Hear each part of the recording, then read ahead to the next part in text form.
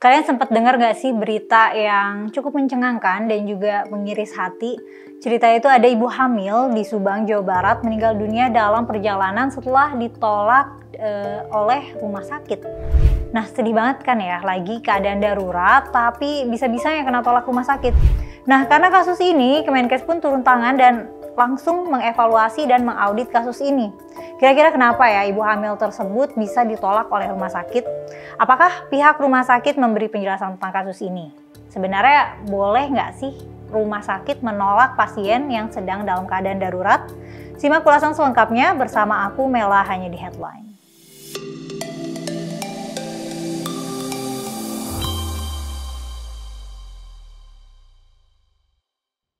Kurnaesi, seorang ibu hamil berusia 39 tahun asal desa Buniara, Kecamatan Tanjung Siang, Kabupaten Subang, Jawa Barat, meninggal setelah ditolak melahirkan di RSUD Ciereng Subang pada tanggal 16 Februari 2023. Diketahui pihak keluarga sudah mencoba untuk membawa Kurnaesi ke puskesmas, tapi setelah kontraksi, pihak puskesmas bilang bahwa Kurnaesi harus masuk ICU.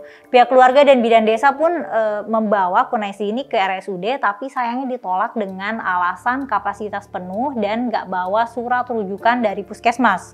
Lalu pihak keluarga dan bidan desa nyoba lagi untuk cari alternatif, nyari rumah sakit lain. Tapi sayangnya di perjalanan Kurnaesi muntah-muntah sampai akhirnya meninggal dunia. Nah, di kasus ini siapa yang salah? Emangnya boleh ya rumah sakit nolak pasien darurat? Dalam pasal 32 Undang-Undang Nomor 36 Tahun 2009 tentang kesehatan dijelaskan bahwa fasilitas pelayanan kesehatan baik pemerintah maupun swasta dilarang menolak pasien dan atau meminta uang muka.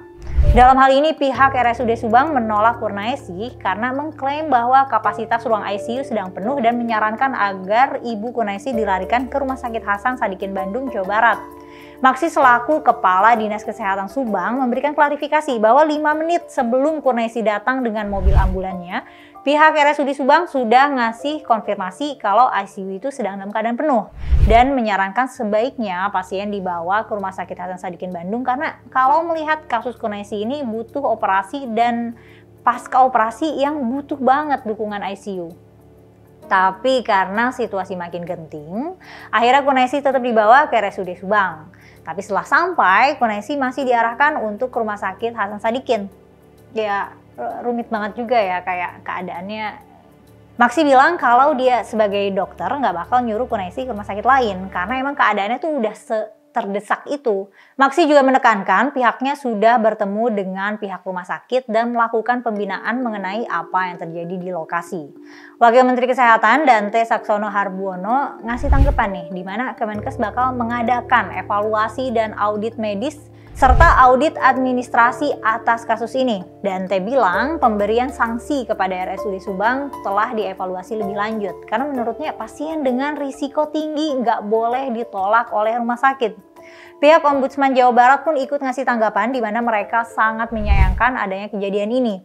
Satriana selaku Kepala Ombudsman Jawa Barat bilang peristiwa ini tuh jadi pelajaran untuk segera melakukan perbaikan pelayanan kesehatan dan juga memperkuat program kesehatan agar kejadian yang sama nggak terulang lagi.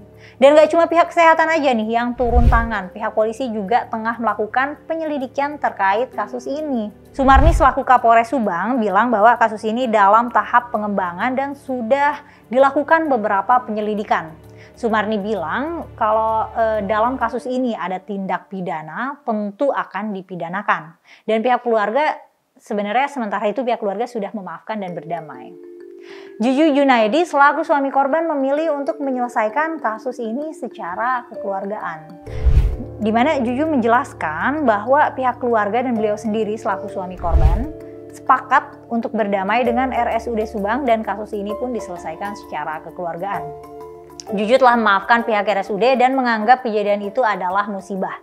Juju sudah ikhlas dan menganggap semua ini adalah takdir Tuhan. Keputusan ini Juju ambil karena RSUD Subang dan Pemda Kabupaten Subang telah minta maaf dan berjanji akan mengubah pelayanan RSUD Subang agar kejadian yang sama nggak terulang lagi. Nah, tapi kalau menurut kalian gimana nih? Apakah ini kesalahan rumah sakit atau gimana? Apakah tindakan Juju untuk memaafkan ini sudah tepat atau harusnya dia menuntut pihak rumah sakit? Tulis pendapat kalian di kolom komentar ya, dan pastikan juga kalian sudah subscribe akun YouTube Geolive. Nyalain lonceng notifikasi supaya nggak ketinggalan video terbaru dari kami. Like dan share video ini jika dirasa bermanfaat. Terima kasih sudah menonton headline kali ini. Aku Mela, sampai ketemu di headline selanjutnya.